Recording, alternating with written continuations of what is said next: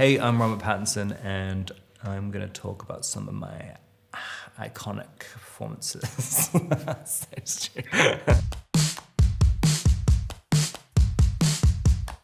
Harry Potter and the Goblet of Fire. Cedric Diggory, the head of the Hufflepuff clan, and he's the first death in Harry Potter, which is my claim to fame.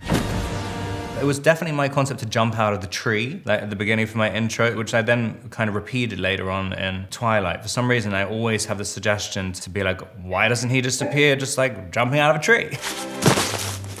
This strapping young lad must be Cedric, am I right? Sir.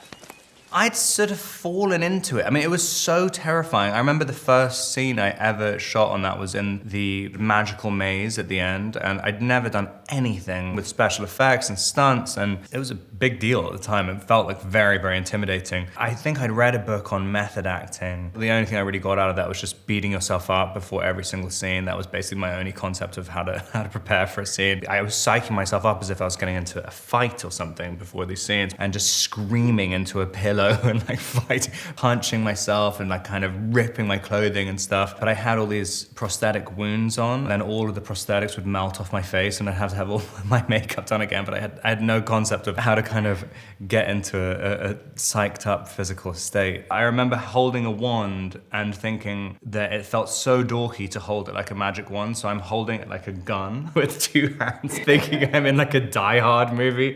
I think I even have one eye closed when I'm like looking down, like it's got a viewfinder on it. I spent a lot of time living off the Harry Potter money. I moved to an apartment in Soho in London. I really thought I was going to do music at that point. I don't know where I had the kind of belief in that, because there was absolutely no one saying that there's a kind of music career on the table.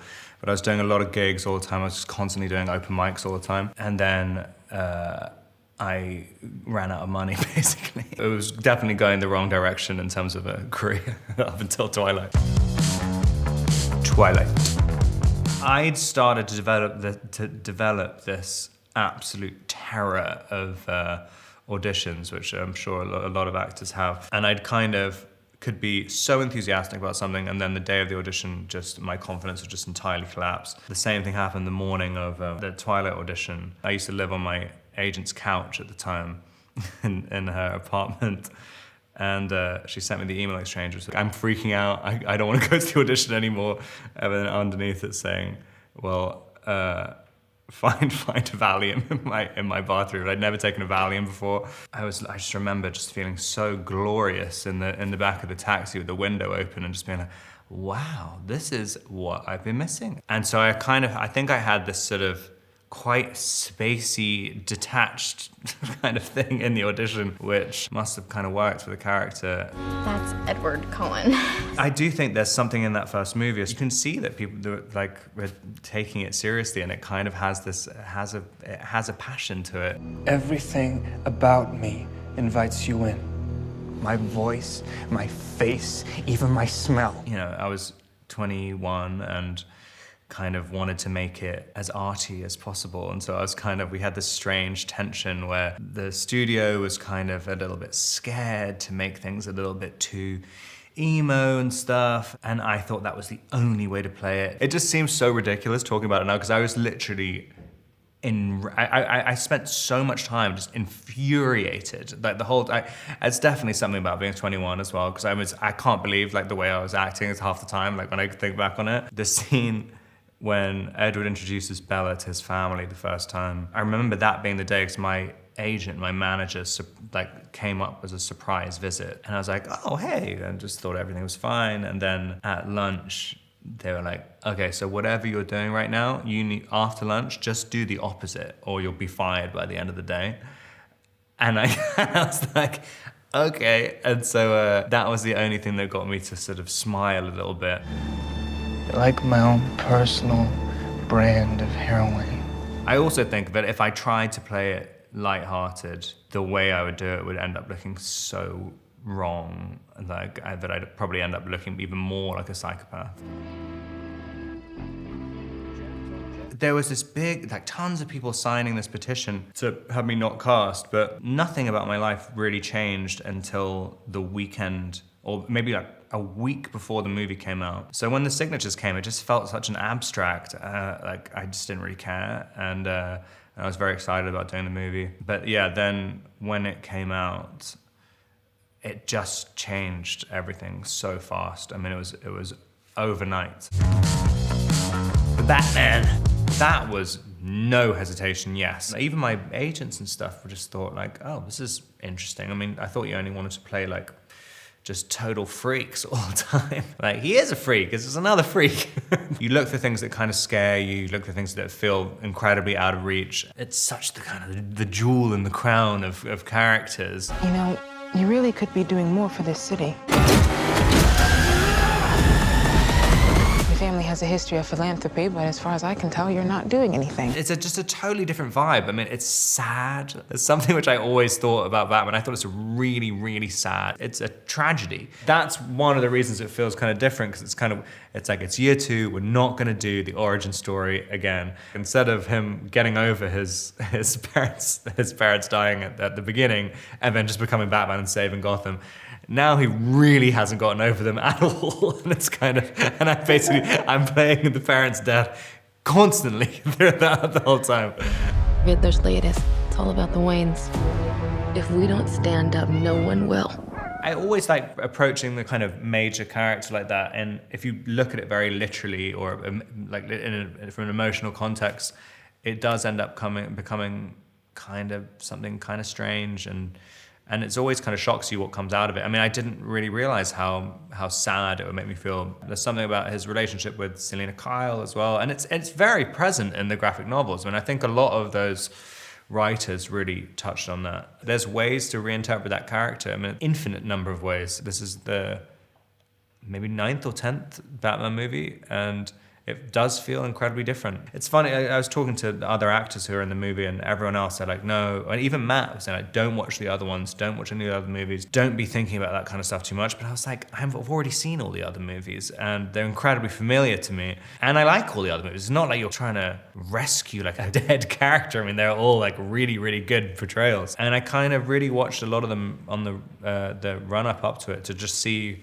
where's a gap in something that hasn't really been explored yet. I think it's also really fun as well doing that, because it's like every single person who's played Batman is a pretty heavyweight actor, and they all had great interpretations of it, and very, very different. So it was fun watching them all. I definitely don't have a favorite. No. I mean, I think Christian Bale did like just such a, I mean, it's so kind of iconic, like the voice that he was doing in it. But it's almost impossible to not do that. Where were the other drugs going? I don't know. I swear to God. Swear to me! It's really hard to get into a artificially lower register. I mean, to do it a long time, because I mean, there's a lot of scenes in this as well where you're kind of, long dialogue scenes as Batman, which is quite unique out of a lot of the other movies in the series, and trying to kind of stay really, really low and have kind of nuance in the lines and stuff. I mean, it's really hard. It's really, really hard. When that light hits the sky, it's not just a call. It's a warning. I think I was doing vocal exercises without actually knowing they were vocal exercises. I think your larynx or something just got strengthened when I was doing the movie. When I was doing ADR for it, I mean, I couldn't even do the voice again. I mean, I had to kind of, it had completely reverted back to normal. Who are you under there?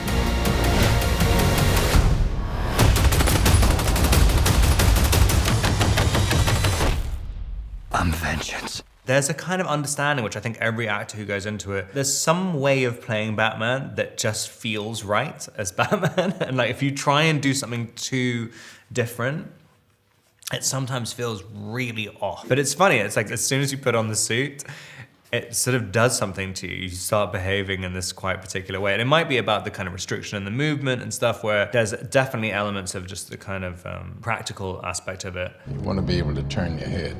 Sure made backing out of the driveway easier. You don't know how you're gonna feel until you put on the suit. And then just because this suit was a little bit more articulated, because I'd done the audition in, I think it was George Clooney's one, and it was incredibly difficult to move in. Well, I'm totally over, all right? Positively. Me too, definitely. You had to choose the suit by the size of your head, and I think my head was the closest to Clooney's head. Was your head like locked? It's locked and you're boiling hot, like absolutely boiling. If you have any lights on you, you're just pouring sweat. And then as I was doing it, and you're also doing an audition, so I'm kind of terrified anyway. And people are saying, what can we do about this sweat? I mean, you're thinking like, if I don't stop sweating, I'm not gonna get the part. And so you're trying to shut down your body a little bit. If I'm not mistaken, that's the one with the nipples, isn't it? It is, but then I keep getting confused with, because I think there might be two nipple suits. I think one has more prominent nipples. I think on the Val Kilmer suit as well, I think there's some nipples on that. There might just be one nipple. Good Time was another wonderful experience, and also a totally unexpected reaction to it as well. I remember talking to Josh and Benny at some hotel in LA, and I said, I want to do whatever you guys are doing next, I want to do it. And I remember Josh saying, do you mean that? Because I'll have a script in 6 weeks, and like, we'll do it. And then the first iteration of Good Time came after 6 weeks, and it was unbelievable. I mean, they're great directors, but I love the way they write so much. Excuse me. You Peter? Yes, I am. We're in the middle of... Hello. Nick, what are you doing? We're in the middle of something here. We're in the middle of an exam. Hey, Nick, about Nick. the stuff and the pan and the chicken. Wait, please. How would you like it if I made you cry, huh? Would you like that? Benny is also just a phenomenal actor as well. I mean, he just stayed in the character like all day and would kind of slightly change his voice when he had to kind of suggest something to Josh. It really felt like a character talking. Benny would be doing a scene with me. He was also operating the boom at the same time. So he's like holding the boom between us. It's definitely the definition of run and gun filmmaking. Nick, come here. Stay with me. Where'd he go? Where are you? Is he at the bank? You're circling around. I'm on the corner. I'm on the corner where you dropped me off. You gotta get back here right now. I wasn't really like trying to perfect an accent. It's just something that felt right. It's just all just trying to do everything in an intuitive way. And it's weird because it does sound like a Queen's, specific Queen's accent, but it was kind of, I wasn't really doing it in a very academic way. It was much more just feeling your way through it, I think. Well, there's two lines that were just probably my two favorite lines I think I've ever said in the movie, which was, the one was when I was saying to Leah, Don't be confused. It's just gonna make it worse for me. I don't know anyone else apart from Josh who would ever come up with that line. And then the line, I'm talking about the kind of metaphysical connection with Talia, and then at the end of it just undercuts it, saying like, all right, I'm just gonna take a shit in that guy's house. Okay, I'm gonna go and take a shit in that guy's house. I'm gonna try the hospital again in a minute. Just wait here for me, okay? It's just a very, very specific feeling, which the only other person I've ever seen that in a script with is The Lighthouse, with Robert Eggers. The Lighthouse, I play a character called Thomas Winslow. No, that's not even his name. Jesus fucking Christ. Thomas Howard. Yeah, he's a little bit confused about his identity. He's a little bit Ephraim Winslow and Thomas Howard. I loved The Witch, Robert's previous movie. I really wanted to find something with him. I thought he's a very, very special director. I had such a good time on Good Time, and I wanted to swing wildly the other direction, but I wanted everything to be strange. And I kind of said to Robert, I only want to do strange things. And Robert came back with The Lighthouse and said, if this isn't strange enough for you, then I don't think I'm capable of anything stranger than this.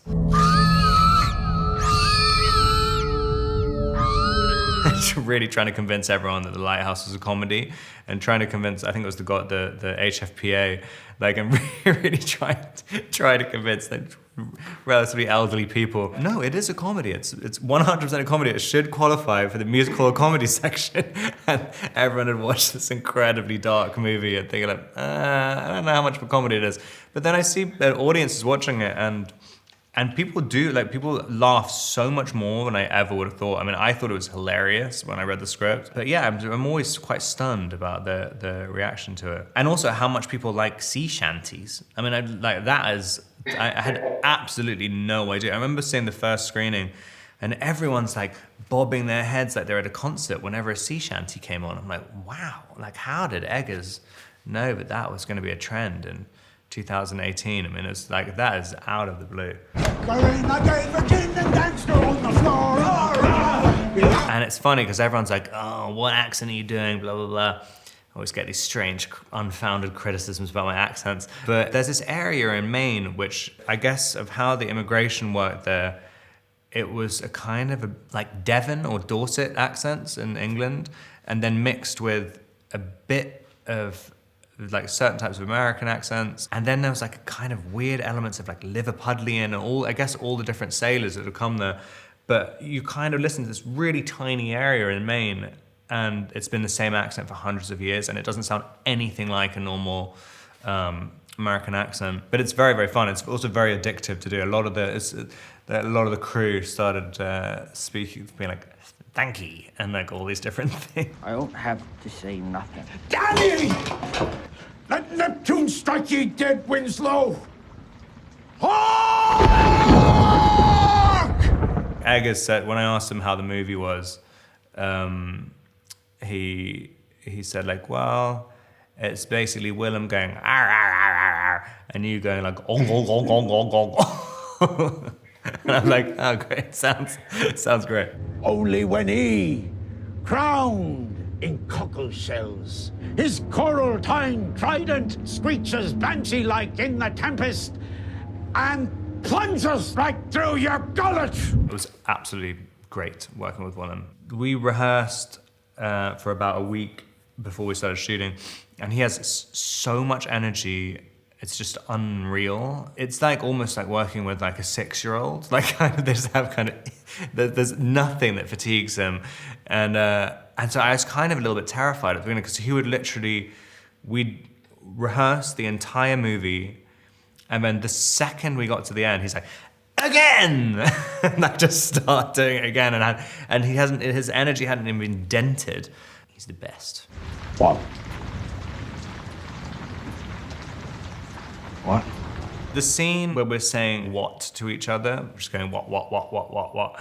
I just remember seeing that in the script. It was over 3 pages where everyone's line was just saying what. And you're looking at it going like, this can't be actually in a script. It's one of those things where you go, I'm not going to see this again, ever in my entire life. And I want to be the person to say this because I'll be really, really annoyed if someone else gets to do it. What?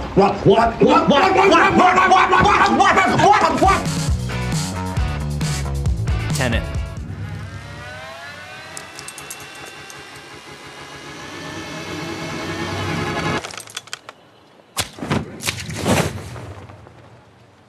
It's the most apocalyptic spy movie that's ever been made. They're really, really big concepts, but it's kind of, it's like all of Chris's movies. You can kind of interpret them. You can either like really, really dig into it and find so many different threads to pull, or you can kind of appreciate it as like a big, massive adventure action movie, and you don't really need to know what's happening like that much.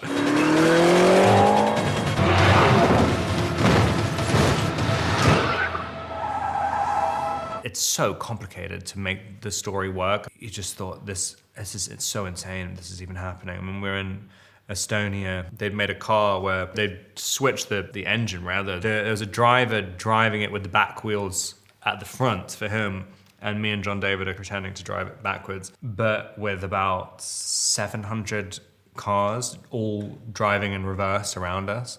I mean, it was like one of the most exciting theme park rides you've ever been on in your life, and then you're trying to do a scene at the same time. I mean, it was.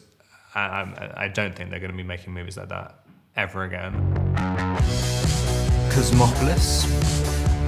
Any special reason we're in the car instead of the office? What makes you think we're in the car instead of the office? Cosmopolis is about a 28-year-old asset manager called Eric Packer. He gets a kind of obscure death threat, and he starts to kind of intentionally unravel his own life. I remember doing it and thinking, the audience I want for this is for someone in 10 years' time to be watching TV at 3 o'clock in the morning, and this comes on, and then you have no idea if you're asleep or not. This is loss of faith that will force the yuan to drop. Dollar will settle up. The yuan will drop. Where's Chin? Working on visual patterns. We were shooting inside a limo that was the same size as a normal limo. It was kind of, the camera's on a techno crane. I've never done a movie like it where you're doing the entire movie inside like a kind of vocal recording booth almost. Like it was very, very strange. And it just got to the point by the end of the shoot, I'd never even left the limo. I just stayed in it all day. I love that movie. I've seen it so many times, and I think it's really, it's one of my favorite things I've ever done. Highlight. You realize nothing is ever gonna grow inside us. Break the laws of nature. You'll pay for it. Claire Denis, who directed that, is just one of my favorite people in the entire world. If anyone can experience what it's like to do a Claire Denis movie, I would definitely say you have to do it. I mean, it's completely different to anything else. You just suddenly realize you can approach filmmaking and acting in totally different ways every single movie. And directors like that really allow you the freedom to do it.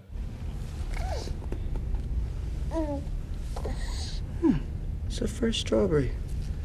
So fun. I mean, it was my friend's kid. It's my goddaughter. We'd cast, because they normally cast identical twin babies for that kind of situation. And the night before the shoot started, I went to meet the babies, and the babies wouldn't have anything to do with me at all and would just scream whenever I came anywhere near them. And I tried to kind of bond with them for about 4 hours, and it was just nothing but terror coming out of them. And it was supposed to be this kind of quite sweet relationship they had with my daughter in it.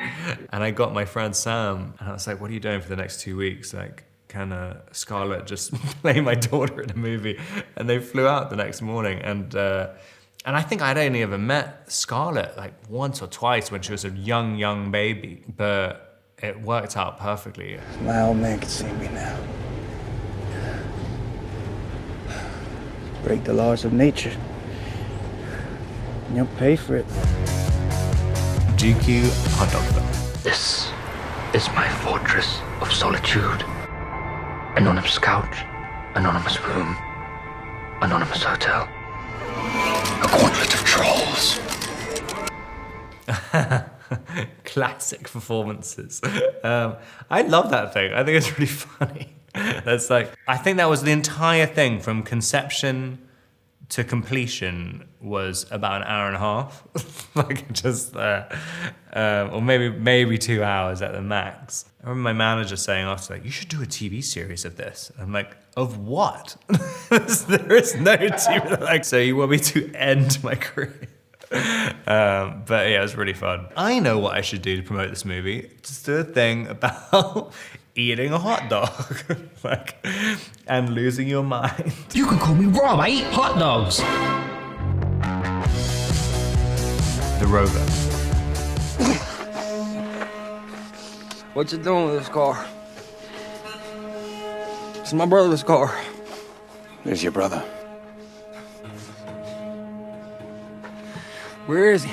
It's funny with acting stuff, the director who just sees something in you that you don't really know you have and kind of shows trust and belief in you. You can take a risk, and it just, and people trust you for a bit, and it felt like a very important movie, just like really just sort of sink into a character. It really felt like, but I could stay in it all day. Like I really felt, there's something about the environment of where we're shooting in the outback. It just felt like there was almost no sign of a film crew anywhere. I mean, it was just one of the most immersive experiences. Also beautifully written as well. I can't tell you nothing more than already told. I don't give a shit what you think you've already told me. Start fucking talking to me!